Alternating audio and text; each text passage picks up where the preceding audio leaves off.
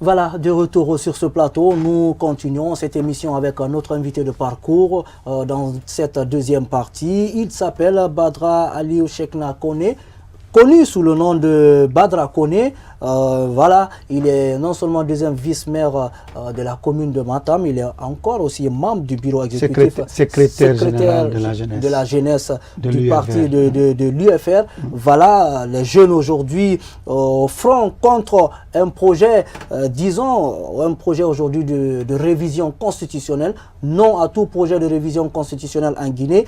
Nous en parlons avec lui. Certainement, nous allons toucher aussi son parti, l'UFR, qui, dernièrement, en tout cas, il y a des rumeurs qui ont couru dans la cité pour dire que l'UFR entend siéger au sein de l'Assemblée nationale pour, certainement avec des arguments, pour empêcher les projets de révision ou bien de laisser le président de la République gérer par ordonnancement. Finalement, quelle est aujourd'hui la réponse que vous apportez par rapport à cette rumeur? Écoutez, non, ce n'est pas officiel. Ce n'est pas une déclaration officielle du parti, ça. Nous, en principe, on est mercredi aujourd'hui, demain jeudi, le bureau exécutif se retrouvera pour prendre une décision. Qu'est-ce qui tarde sur cette réponse? Parce qu'on aurait appris lundi quand même que vous étiez encore en réunion pour en parler. Oui, bon, c'est ça aussi un parti. Surtout UFR, c'est un parti de débat. Quand il n'y a pas consensus, vous repartez, vous revenez, vous allez vous comprendre tout. Qu'est-ce qui retarde? Non, rien. On n'est pas encore, le jour n'est pas arrivé, le 5 c'est dans 2 jours. Avant le 5, de toute façon, de toute façon, les gens seront au courant avant. Oui, les gens seront au courant avant. Ça c'est jeudi, demain jeudi, Inch'Allah, nous aurons un communiqué officiel qui vous dira si on reste ou si on ne reste pas. Pour le moment, je pense que le président n'a pas fait de déclaration, encore moins le bureau exécutif. Quand vous dites le président, vous pensez que la réponse doit être donnée par le président ou la décision doit être prise en collégialité? Non, nous avons 2 voies par lesquelles nous annonçons nos décisions. C'est-à-dire le bureau exécutif de sa sortie de réunion peut mandater quelqu'un à parler de décisions prises, mais aussi le président peut faire la même chose au nom du bureau exécutif. Il ne le fait pas en tant que... Voilà, il le fait parce que le bureau exécutif s'est retrouvé et puis la décision a été prise. Alors, nous allons certainement évoluer toujours avec ce qui nous regroupe ici aujourd'hui sur ce plateau. Il s'agit de parler de ce Front national de défense de la Constitution. La société civile avec les partis politiques se retrouvent. Vous êtes secrétaire général de la jeunesse de l'UFR. Aujourd'hui, qu'est-ce qui va être entamé juste après déjà, disons, ce lancement par rapport certainement au sein de l'UFR? Écoutez, on va officialiser les accords, la signature des accords. Je pense que samedi, ça se fera au siège. Tous les militants seront informés. Mais déjà demain, comme je vous ai dit, le bureau exécutif se retrouve pour être mis au courant. Et puis ensuite, à la sortie de là, nous saurons les chemins, ou du moins les décisions viendront du bureau exécutif demain pour aller informer, n'est-ce pas, tous les militants le samedi au siège. Et après cela, je pense que dimanche, vous pouvez m'interviewer, ou samedi dans l'après-midi. Certainement, juste après l'Assemblée générale. Exactement, nous aurons quelque chose à vous dire. Vous aurez quelque chose à dire, mais déjà, vous avez dit quelque chose et nous allons revenir là-dessus dans cette émission. Non seulement la création d'une agence nationale de gestion des recettes des communes. Vous êtes aujourd'hui, disons, deuxième vice-maire de la commune de Matam. Vous vous êtes insurgé contre cette décision. Absolument. Et vous êtes allé loin pour parler aussi des directives données par certains commis de l'État aux communes dans le fonctionnement. C'est contre quoi vous vous insurgez? Contre le fait que la loi est claire, mais les gens veulent créer autre chose. C'est ce qui a mis très en retard la démocratie guinéenne. On ne veut pas respecter la loi. nous sommes, voilà, ce peuple qui est tout le temps en train de partir, se réunir entre quatre murs pour décider ou sortir du cadre de la loi et j'en passe. Le Code des collectivités locales nous octroie des compétences. On ne peut pas nous arracher, parce que c'est ce qui a été fait, nous arracher, nous déposséder de nos compétences pour aller donner ça à l'État. Ce n'est pas normal. Ce n'est pas comme ça que ça devait se passer. Si cela devait se passer, il fallait partir revoir encore le Code des collectivités locales, nous proposer autre chose. Mais ce qui est là, il faut faire en sorte que ces thèmes soient respectés. C'est ce qui ne se fait pas en Guinée. J'ai tous les jours mal à la tête parce que c'est écrit comme ça, les gens vont à gauche. C'est écrit à droite, les gens vont à gauche. Et c'est une chose qui indispose, qui fait mal, qui ne facilite pas le boulot, qui ne facilite pas le travail en harmonie et tout ça. Dans l'harmonie, je veux dire, c'est très très compliqué. C'est compliqué. Est-ce que c'est ce qui empêche aujourd'hui la tenue finalement de cette réunion pour travailler automatiquement sur le budget de la commune? Le budget de fonctionnement? Non, ce n'est nullement pas ça. Mais le budget, vous savez, chaque commune organise une session ordinaire budgétaire. Ça va se faire là. Nous allons faire une session dans les jours à venir. Mais déjà demain, nous avons une session extraordinaire qui va nous permettre à faire adopter notre règlement intérieur, parce que c'est qui a beaucoup duré. Et nous allons faire adopter le règlement intérieur demain et nous avons d'autres choses à faire. Nous ferons ça demain. Je pense que la semaine prochaine, nous allons faire la session ordinaire pour valider le budget, ou du moins proposer le budget et valider. Donc à ce niveau, cela n'a rien à voir avec ce qui se passe aujourd'hui avec le ministère du Budget, mais aussi avec le ministère de l'Habitat. Ils sont en train de chercher à nous déposséder de vos prérogatives. Exactement, et ce qui n'est pas normal.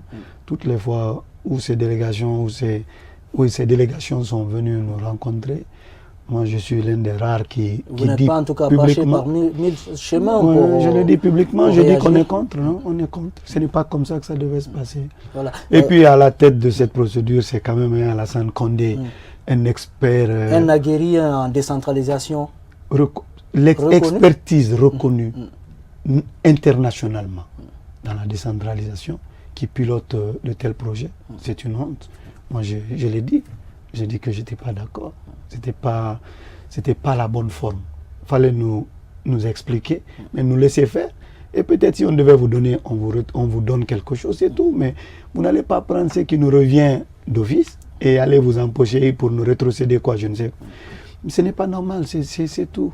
Comme quand il parle de compétences, finalement, pour la gestion, dans le recouvrement, dans la redistribution, disons, de ces taxes, en tout cas, qui recouvrent. Pour vous, est-ce que c'est remettre en cause la compétence de ceux-là qui ont été élus? Non, ce n'est pas... quelque part, mais c'est plus loin que ça. C'est juste un moyen, c'est se trouver un moyen de se faire de l'argent, c'est tout. C'est se trouver un moyen de se faire de l'argent pour venir manipuler votre esprit, à vous faire croire qu'on va placer des machines dans vos bureaux, ou du bureau, vous êtes au courant de ce qui se passe, mais c'est du n'importe quoi, du vrai n'importe quoi. Écoutez, moi je suis élu de ce lieu. Si tu veux venir faire un recensement là-bas, tu ne me contactes pas, mais tu n'as rien fait. Tu ne peux pas connaître chez moi mieux que moi. Est-ce que vous comprenez?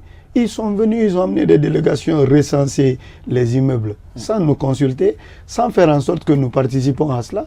Ou bien, moi, ce que j'ai proposé la fois dernière au gouvernorat, j'ai dit, écoutez, ok, vous avez commencé, il n'y a pas de problème. Nous allons aussi à l'interne nous organiser, amener d'autres pour recenser. Et comme ça, quand vous arriverez avec ce que vous avez... vous ayez des résultats comparatifs. Exactement.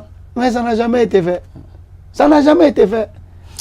Alors, je vous pose cette autre question. L'UFR a, disons, raflé la tête de la commune de Matam, où vous êtes vice-maire, deuxième vice-maire.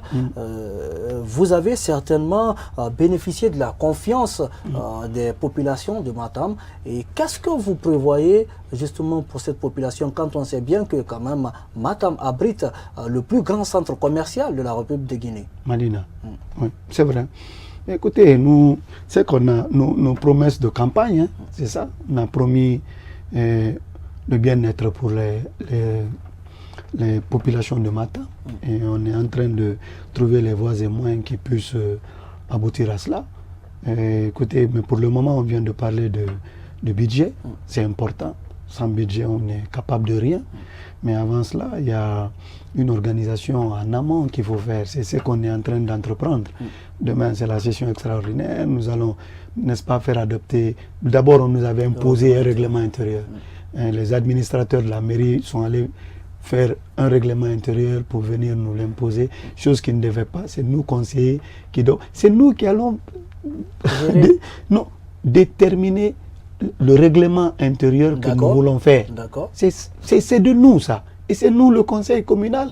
Ce n'est pas les administrateurs. Est-ce qu'il y a une méconnaissance du code de collectivité locale ou bien les gens font juste une manière pour... De mauvaise foi. Il y a cela, mais il y a aussi la mauvaise foi. D'abord, on essaye de vous avoir avec eux. C'est-à-dire, on essaye de vous fermer, vous surplomber, être au-dessus de vous, faire les choses sans vous. Parce qu'il y a tout un business qui est organisé avant. On ne veut pas toucher à cela. Vous comprenez? Mais pour éviter ça, Dieu a fait son travail. Il a amené des jeunes, mais aussi même des personnes âgées, mais très calées intellectuellement. D'accord. Nous avons tous la tête sur les épaules.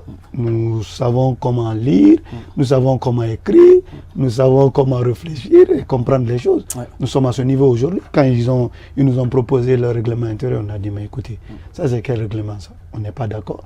On a pris le règlement, on a mis en place une commission qui a réfléchi, ou du moins qui a travaillé là-dessus, qui va proposer ce règlement intérieur demain, Inch'Allah. Voilà, Badra Aliou Cheikhna Kone, vous êtes deuxième vice-maire de la commune de Matam, vous êtes membre du bureau exécutif de l'UFR, en même temps secrétaire général de la jeunesse du même parti. Et aujourd'hui, on va revenir finalement à la dernière question. Quel est aujourd'hui le message que vous avez après disons, le lancement officiel des activités du Front national de défense de la Constitution? Écoutez, le message il est clair. Utilisez votre caméra. Je vais m'adresser au peuple de Guinée. C'est-à-dire Guinéens vivant en Guinée et Guinéens d'ailleurs. J'ai envie de vous dire que ce front n'est pas mis en place contre quiconque. Parce que c'est ceux qui voudront ou ceux qui vont vouloir faire croire à certaines personnes. Vous savez, on peut tromper le peuple une partie du temps. On peut tromper une partie du peuple tout le temps. Mais on ne peut jamais tromper tout le peuple tout le temps. C'est un ancien président américain qui l'a dit. Et à cela, je rajoute que ce qui est en train d'être fait, ou ce qui a été fait aujourd'hui, est fait dans l'intérêt de la nation. C'est fait pour l'intérêt de tous les Guinéens. C'est fait pour que le Guinéen qui a dit vouloir de la démocratie fasse en 21e siècle, de surcroît 2019, faire respecter, n'est-ce pas, les constitutions que nous votons nous-mêmes. Et à cela, pour terminer, je vous dis de nous donner les mains. Que ce front est fait pour que nous nous donnons les mains. Parce qu'aujourd'hui, à la signature, vous avez vu un Selou, un Sidia, un Ousmane Kaba, un Mamadou Silla, j'en passe, les syndicalistes, mais aussi la société civile, tous réunis, main dans la main, pour un seul esprit. Et cet esprit, c'est de faire respecter les lois de la République. Faire en sorte que la Constitution, en son article 154, soit respectée de tous les Guinéens. Voilà, il était avec nous sur ce plateau. Merci, M. Koné, d'être passé. C'est moi qui vous remercie. Histoire de vous retrouver pour un autre numéro, là, dans un face-à-face, avec un camp opposé. Nous partons en pause. Juste après, nous revenons pour la troisième partie. Allez.